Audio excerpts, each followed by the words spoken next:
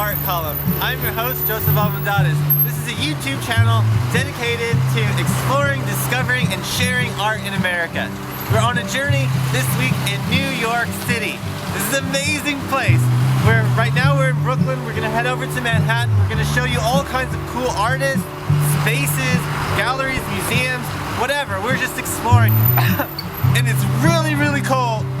We're surrounded by this white powdery stuff. It's just very, very cold. But let's go.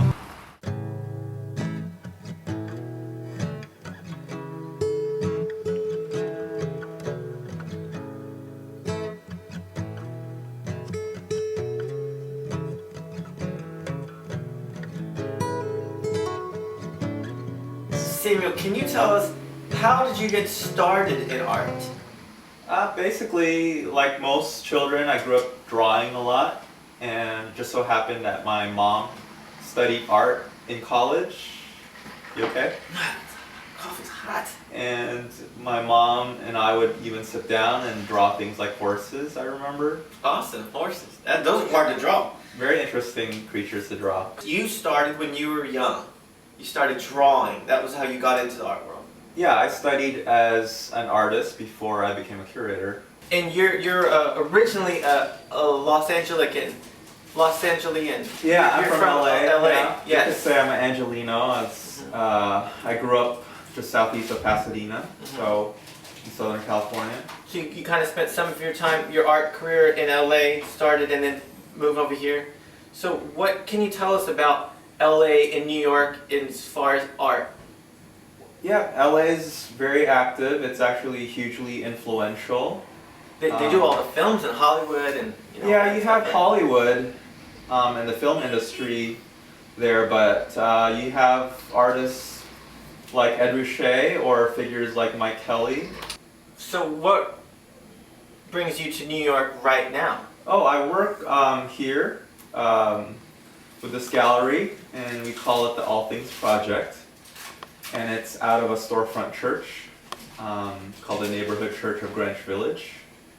And we're here on Bleecker Street. Oh, okay, so that kind of leads us into the next question, the idea of hybrid or multi-use or bringing two elements together.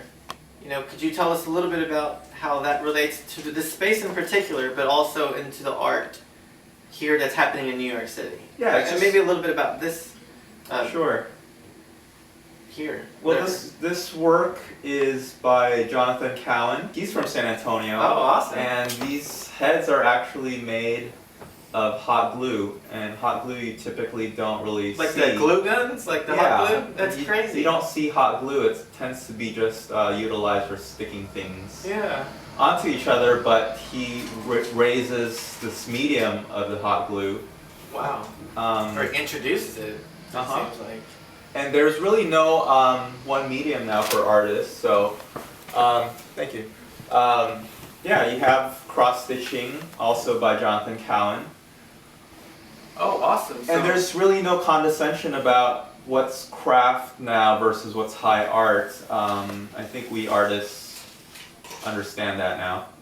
Yeah, and basically what I do as a curator is organize exhibitions. And so it's kind of your job to just bring it all together, all the chaos, and present it to the world in a palatable way. Right. That's fascinating. You almost think of, maybe you could compare me to a conductor of an orchestra, or when you're directing movies as a director.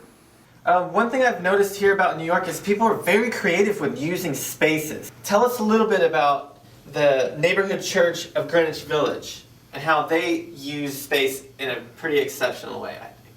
Yeah, the leaders of this church had an idea to apply for a grant and basically use their space, this building that we were lucky enough to own, as a gallery. So we try to keep the doors open. And the name of the gallery is called All Things Project. All Things Project. Awesome. And what does that mean, kind of, All Things Project? Yeah, it's actually this is the Bible verse that it's from. For of him, and through him, and to him are all things, to whom be glory forever. Amen. Okay, I understand this. Be glory forever. Amen. Romans 11:36. So how does it incorporate into art? Help me understand, how is that relating? Well, we just believe God as a creator of all things, that we as Christians, His people, His children, we shouldn't shy away from all things. Oh, that's a pretty good the discovery there.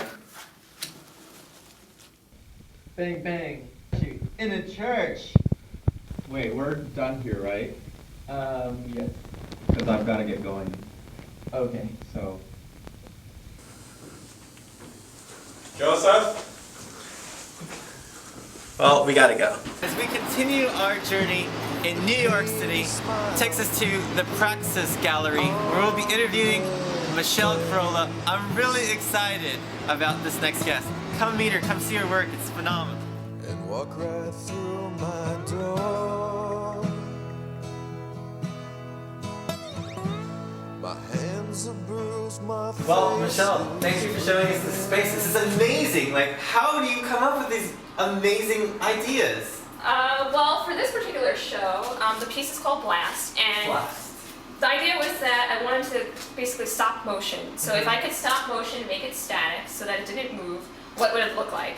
And then at the same time, I wanted to also encourage people to walk up and down the stairs to the gallery. Awesome. Well, let's do that. Okay, so just so I'm clear, this is called an installation. Is that what it is? Correct. Right. And what is it? What exactly is an installation? I mean, I guess this is an installation, but what does that mean? Installation. Well, I think the word installation means a lot of different things for many different artists, but for me, an installation artist basically designs a piece to fit a space. It changes how people interact with it, maybe like a kind of everyday sort of plain humdrum space. Like right? a staircase. Exactly, and you don't think much about it except for, oh man, I need to take the staircase and go up to wherever I have to go. Yeah.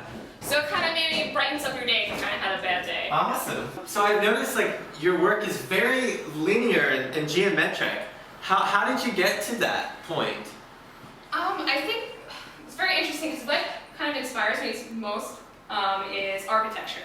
So I've always sort of secretly wanted to be an architect, but really never could stand actually staying at a desk and making like, schematics and things like that. Yeah, So I figured I'd do architecture my own way. So take someone else's architecture and build a piece within their own space. So I'm very influenced by all different kinds of shapes and forms and kind of combining it within an existing structure.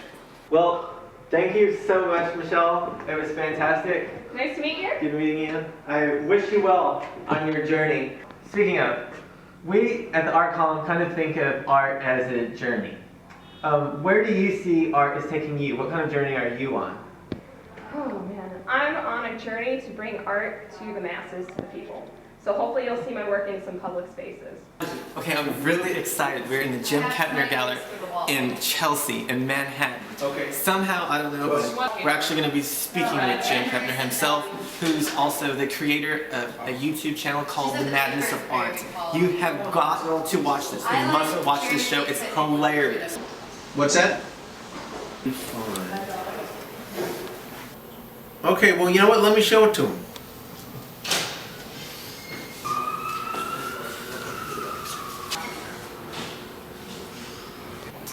Okay, well, how did you get started in this? No, I didn't. Maybe Jim. Is Stu Levin?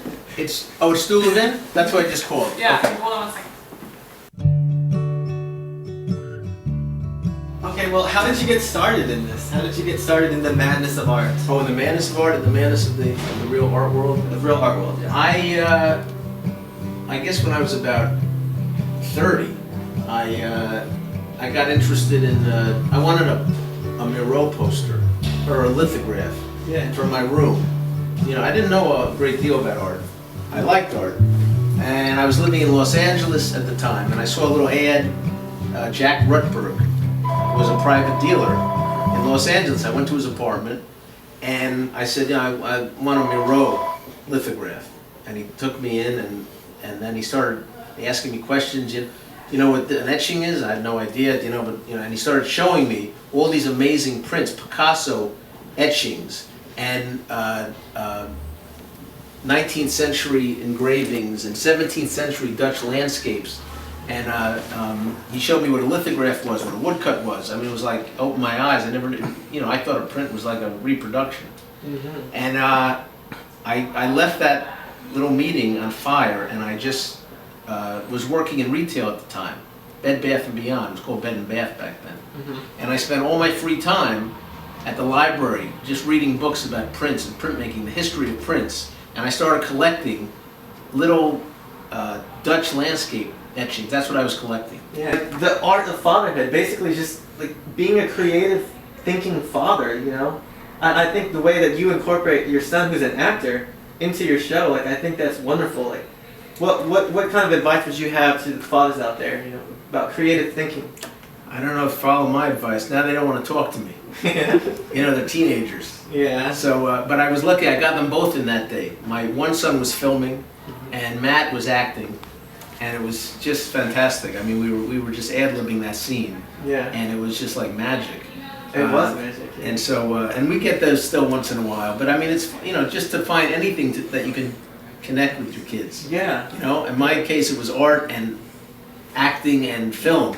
You know, Yeah. so it was great. Thinking But, I mean, creatively and how to communicate yeah, in new ways. yeah. What's great about the art world is sort of like Rauschenberg says, you know, he lived his life in that area between art and life. And that's, for me, that's how I feel. Because being around art that's created by creative people and people that walking in the door, I mean, it's just so full of life, this atmosphere, you know, the art gallery.